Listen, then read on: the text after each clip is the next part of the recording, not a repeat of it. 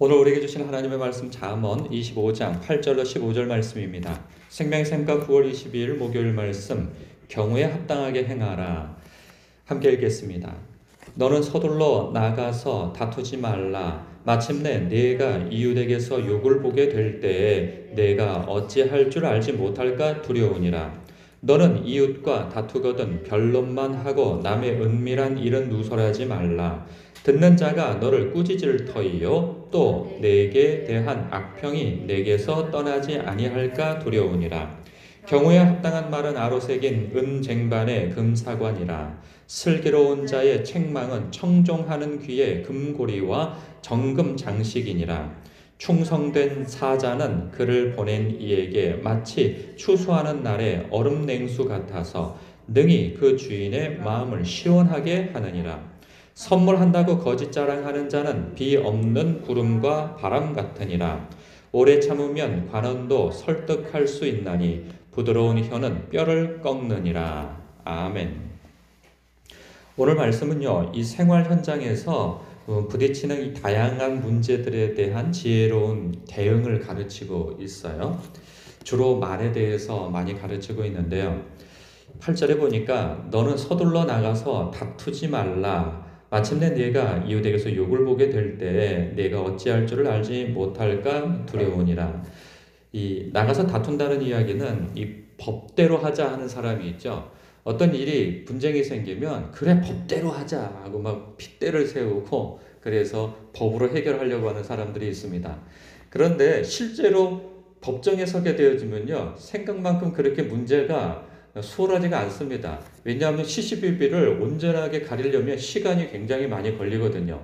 그냥 말 몇 마디로 대화로서 해결할 수 있는 문제를 법정까지 가져가서 문제를 해결하다 보면 이게 예상치 못한 일이 벌어질 수도 있다는 거죠. 왜냐하면 그냥 흥분되고 혈기에 그냥 앞뒤 안 가리고 법대로 하자 해서 시시비비로 온전히 가리다 보면 예상 외에 자기가 잘못한 것이 오히려 더 드러나서 자기가 불리하게 되어지는 상황이 초래되어질 수도 있다 하는 거죠. 그러니 어떤 일을 분쟁이 있을 때 앞뒤를 잘 가리고 그리고 그 일을 면밀히 살펴보고 신중하게 하여서 그 대응하라는 거죠. 그런데 그렇게 법적인 대응을 하기에 앞서서 대화로 해결할 수 있으면 그렇게 하라는 그러한 의미에서 이 말씀을 주는 것입니다. 될 수 있으면 화평의 마무리를 지을 수 있도록 하라는 것이죠. 구절을 보면 너는 이웃과 다투거든 변론만 하고 남의 은밀한 일은 누설하지 말라. 10절까지 연결되어 있어요. 듣는 자가 너를 꾸짖을 터이요 또 내게 대한 악평이 내게서 떠나지 아니할까 두려우니라. 사람이 이웃이든 뭐 가족 간에 다투든 보면 그 사안만 가지고 다투면 좋은데 문제는 지나간 섭섭한 것까지 다 끄집어내가지고 미주알 고주알 다 드러낸단 말이죠. 그러면 사실 문제가 더 커집니다. 그리고 또 이웃과의 관계에 있어서 또 그 갈등이 있을 때 그 문제 가지고 이야기할 것이지 자기 자신을 유리하게 한답시고 상대방의 약점을 끄집어내 가지고 그것을 여러 사람이 있는 데서 들추거나 창피를 주거나 하여서 자기의 유리한 방향으로 그때는 도움이 될지 모르지만 그러면 그것으로 끝나겠느냐 하는 거죠. 그 상대방도 똑같이 나에게 약점을 드러낸다는 거죠. 이 약점이라는 것은요, 내가 꼭 잘한다고 해서 없는 것은 아니에요. 왜냐하면 어떤 거두절미, 내가 아무리 잘했어도 어떤 사람의 눈에는 그것이 잘못되게 보일 수 있거든요. 그러면은 앞뒤 정황을 다 잘라버리고 그 부분만 딱 잘라서 그것을 들이댄다면 꼼짝없이 함정에 걸려들 수도 있는 거죠. 이 말씀은 예수님께서 마치 그런 말씀을 해주신 것 같아요. 내가 헤아리는 그 헤아림으로 헤아림을 받을 것이고 내가 판단하는 그 판단으로 사람들에게 판단을 받을 것이라는 거죠. 그래서 섣불리 자기의 유리한 고지를 차지하고자 상대방의 약점을 들추어서 이렇게 이야기했다가 도리어 더 크게 당할 수 있다는 말씀을 하고 있습니다. 그러니 될 수 있으면 화평하게 문제를 해결할 수 있도록 원만하게 해결할 수 있도록 노력하라 하는 그 말씀을 우리에게 주고 있습니다. 11절 경우에 합당한 말은 아로새긴 은쟁반의 금사관이라. 이거 상상해보면 굉장히 먹음직스러운 모습이 볼 수 있어요. 근데 경우에 합당한 말 이거 참 어렵습니다. 우리는 다 경우에 합당한 말을 하고 싶은데 이게 생각이 짧다 보면은 이 경우에 합당한 말을 못할 수가 있어요. 사람이 자신 없으면 차라리 말을 하지 않는 게 중간이라도 갈 것인데, 이 대화 중에 문제는 뭐냐면 상대방의 말을 면밀히 듣고 신중하게 내 말을 꺼내야 되는데, 그냥 사람들은 대화를 할 때에도 보면 저도 종종 그럴 때가 있어요. 이 상대방의 말을 충분히 듣고 판단을 하기보다는 내 하고 싶은 말을 하려고 벼르고 있다가 그 틈새 끼고 들어가서 말을 했다가 이게 곤란한 상황을 겪은 적이 참 한두 번이 아니죠. 이런 적이 있었어요. 그 목사님들 모임에서 이렇게 한 그룹이 져서 대화를 나누고 있었는데, 이제 선배 목사님들이죠. 60대 정도 초반에 되시니까 이제 건강에 더욱 신경 쓸 때가 아니겠어요? 제가 이제 거기에 끼어서 있다가 보니까 막 이야기를 나누는데 건강 관리에 대한 이야기를 나누시더라고요. 근데 아주 좀 이렇게 심도 있게 이 얘기를 나누는데, 그때 제가 왜 그랬는지 모르겠어요. 그 상황에 합당하지 않는 말을 한 거예요. 그렇게 건강에 대해서 이렇게 신중하게 서로 대화를 나누고 있는데, 거기서 제가 한다는 말이, 제가 전에 병원에 있었는데 그 병원에 아주 평소에 아주 관리를 잘한 선생님이 한 분 들어왔는데, 그렇게 몸을 관리하고 그래도 결국은 뇌종양으로 죽게 되더라. 여러분, 이게 말입니까 뭡니까? 내가 그 말을 하고, 그때는 못 깨달았어요. 잠깐 지나고 난 다음에 내가 미쳤구나, 이 말을 왜 했나 여기서. 그러니까 제가 그 말을 꺼내놓고 분위기가 그냥 싸해졌어요. 그러니까 뭐라고 하진 않았어도 그 속으로 뭐라고 했겠어요. 그러니까 사람이 경우에 합당한 말을 해야 되고 상황과 대상에 합당한 말을 해야 하는데, 저의 이 말은 다른 데 가서는 유용하게 쓰일 말이지만 거기에서는 맞는 말이 아니죠. 그러니까 아무리 옳은 말이라 할지라도, 좋은 말이라 할지라도 경우와 그리고 사람과 대상과 어떤 환경과 그 때에 맞는 말을 해야 한다는 것이죠. 이것을 아는 것이 참 지혜입니다. 그래서 그런데 참 이거 하기가 참 쉽지가 않습니다. 그러니 중요한 것은 상대의 말을 아주 주의 깊게 듣고 내가 이거 꺼내는 말이 필요한 말인가 아닌가를 판단하는 것이 참 중요하다 하는 것입니다. 그래서 미리 시뮬레이션도 머릿속에 돌려보는 것도 중요해요. 내가 이 말을 꺼냈을 때 상대방의 반응은 어떻게 될 것인가도 미리 생각해 보는 것도 굉장히 중요합니다.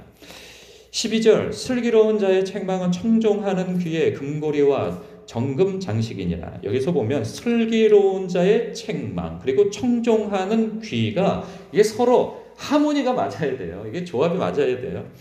아무리 슬기로운 말을 한다 할지라도 상대방이 들을 기가 없는데 거기다 대고 이야기하는 것은 예수님이 말씀하신 대로 마치 그 개에게 어떤 소중한 것을 주고 돼지에게 진주를 던지는 것과 같은 거죠. 그러니까 개에게 필요한 것은 개뼈다귀가 필요하고 돼지는 밥이 필요한데 거기다 진주를 던지고 소중한 것을 던진들 무슨 소용이 있겠어요. 그러니까 사람을 폄하하는 것은 아니지만 이 폄하하려고 말하는 것은 아니에요. 그러니까 아무리 슬기로운 말이라 할지라도 그 사람이 받을 만한 말을 해야 하는 것이죠. 그리고 받을 만한 때에 말을 해야 하는 것이죠. 그리고 또 필요한 것은 이 듣는 자의 태도 또한, 어떤 슬기로운 말이라 하면 나에게 필요한 말들인데 그것이 그 자리에서 꼭 필요한 말이 아니라 할지라도 상대방이 어떤 큰 마음을 가지고 나에게 신중하게 많이 고민하고 한 얘기라고 한다면 그것을 기분 나쁘게 듣기보다는 그것을 수용적으로 들으려고 하는 태도가 참 필요하다는 생각이 듭니다. 근데 이것도 쉬운 게 아니에요. 사람이 수용적으로 듣는다는 것이 보통 마음의 근육이 필요한 게 아니에요. 이게 보통 저도 보면 성도님들이 뭐 얘기를 하면 저도 잘 듣는 편이에요. 굉장히. 그런데 제 아내가 무슨 얘기를 하면 이게 왜 그런지 모르게 이렇게 반발부터 되는지 모르겠어요. 그래서 저도 이렇게 좀 가까운 사람들이 이야기할 때 그것을 좀 수용적으로 들을 수 있는 그런 마음의 밭이 참 필요하다는 그런 묵상이 되어집니다. 13절, 충성된 사자는 그를 보낸 이에게 마치 추수하는 날의 얼음 냉수 같아서 능히 그 주인의 마음을 시원하게 하느니라. 제가 주인은 아니래도 주인의 마음을 여러분에게 가진 때가 많이 있어요. 여러분들이 참 충성된 사자로서, 즉 하나님, 여러분들이 그러잖아요. 교회를 하든 어떤 일을 하든 하나님께서 이 일을 맡기셨다 생각하면서 이 일을 아주 충성되게 신실하게 하시잖아요.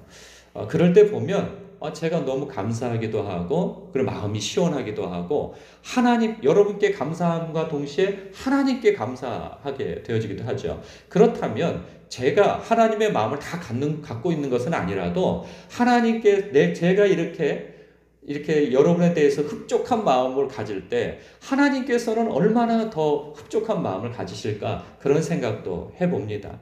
우리가 저 자신도 마찬가지이고 하나님께서 어떤 일에 있어서 말씀으로, 음성으로, 감동으로 주시는 그 어떤 사인이 있다고 한다면 그것에 순종하여서 충성된 사자처럼 행하는 것이 맞는 거죠.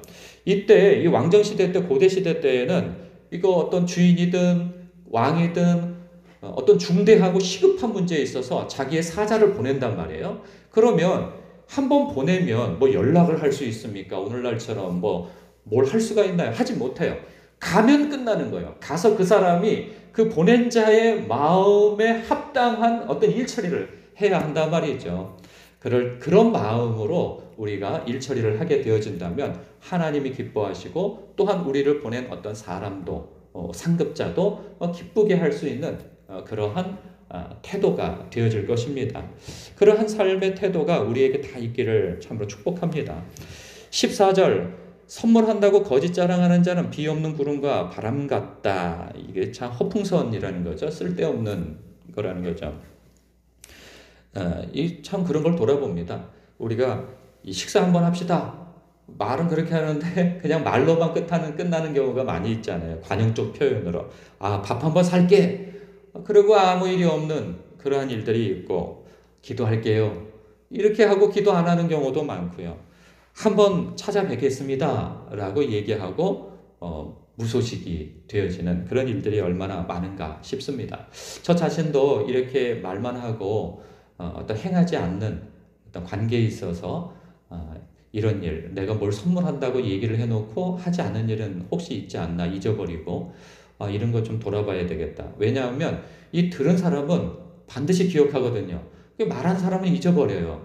이게 참 그래서 어떤 이 말한 사람의 성품과 그리고 어떤 인격이 이것 때문에 괜히 무너질 수 있다 하는 생각이 든다면 우리가 이 부분에 있어서 깨어 있을 필요가 있습니다. 이거 왜 그러냐 하면 제가 고등학교 때 이제 체대를 가려고 이렇게 운동을 친구들하고 하고 있는데 물리 선생님이, 화학 선생님이었나 물리 선생님이었나, 그 선생님이 그 학생들 다 있는 데서 반에서 몇 명이나 되냐고 묻는 거예요. 그래서 우리가 몇 명 정도 운동한다 했더니 아니 삼겹살을 쏘겠다고 그렇게 말씀하시는 거예요. 그래서 사람들 다 해서 얘기해 달라는 거예요. 그 말씀해 드렸어요. 그랬더니 그 다음 시간에 또 말씀하시는 거예요. 내가 고기를 사겠다 어쨌든 막 이렇게 학생들, 그 많은 학생들 앞에서 그렇게 약속을 하신 거예요. 그래서 우리는 엄청 기대했죠. 야, 선생님이 삼겹살을 사신대 하고 막 그러고 애들한테도 다 얘기했는데 그 뒤로 아무 일이 없는 거예요.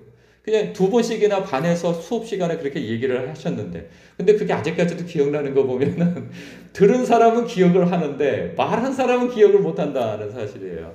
그러면 그 선생님이 아무리 수업을 잘 가르치고 뭘 한다 할지라도 그 선생님의 인격이 완전히 깔아뭉개지는 거죠. 인정이 안 되는 거죠. 그럼 그분이 가르치는 수업도 참 인정을 못 받게 되어지는 그런 일이 생기는 거죠. 15절, 오래 참으면 관원도 설득할 수 있나니 부드러운 혀는 뼈를 꺾느니라. 이게 인내와 이 온유한 말을 말씀해주고 있어요. 오래 참으면 관원도, 이 고압적인 사람이라 표현할 수 있겠죠. 그런 사람도 설득할 수 있다고 그러고, 부드러운 혀는 뼈를 꺾느니라. 여기서 말하는 뼈는 이런 사람이 있죠. 아주 노여워하고 적대감을 가지고 있고 그리고 어떤 벽을 가지고 있는 사람을 만날 수 있어요. 그런데 그런 사람에게 다가갈 때 강대강으로 가게 되어지면 이거 관계가 완전히 박살나고 되는 일도 안 되는 거죠. 될 일도. 근데 부드러운 말로서, 온유한 말로서 그 사람을 회유하고 이야기를 하면 이게 강직하고 이게 딱딱한 마음도 부드러워질 수 있다는 거예요. 그래서 이런 부분에 있어서는 인내, 오래 참음, 이것이 참 필요하고 말 표현도 참 부드럽게 하는 것이 참 필요하다 하는 거예요. 같은 말이라도 나는 틀린 말 하지 않았어. 그게 중요한 게 아니죠.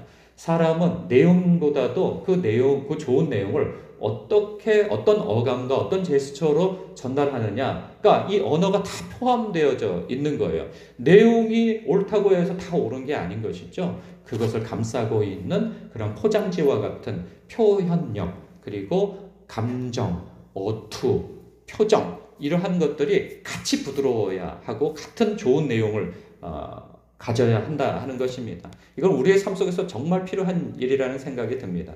하다못해 주차 분쟁에 관련된 문제에 있어서도 그냥 말 한마디 세게 내뱉었다가 그냥 왼수가 되어져 버리잖아요. 이웃 간에. 그냥 부드럽게 말 한마디 하면 좋게 해결되어지고 서로 배려할 일을 갖다가 그렇게 그냥 강대강으로 나가다가 오히려 저 인간들은 예수 믿는 인간들이 더해. 이런 소리 꼭 그걸로 공격을 하잖아요. 그래서 예수님 이름까지 들먹여지는 그러한 일에 우리가 사용되어지지 않아야 할 것입니다. 오늘 말씀 안에서 매사에 이렇게 행동이나 말이나 이러한 것들에 신중해야 한다 하는 가르침을 주고 있습니다. 이러한 모든 것들은 우리는 빛이기 때문에 그래요. 우리는 숨겨질 수가 없어요. 사람들이 이 쇼윈도에 세워놓은 무슨 마네킹처럼 우리를 다 그렇게 이 투명한 유리 안으로 들여다보는 것처럼 우리를 들여다본단 말이죠.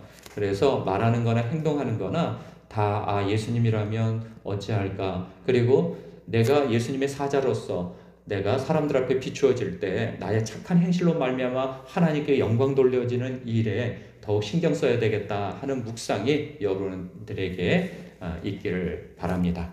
기도하겠습니다.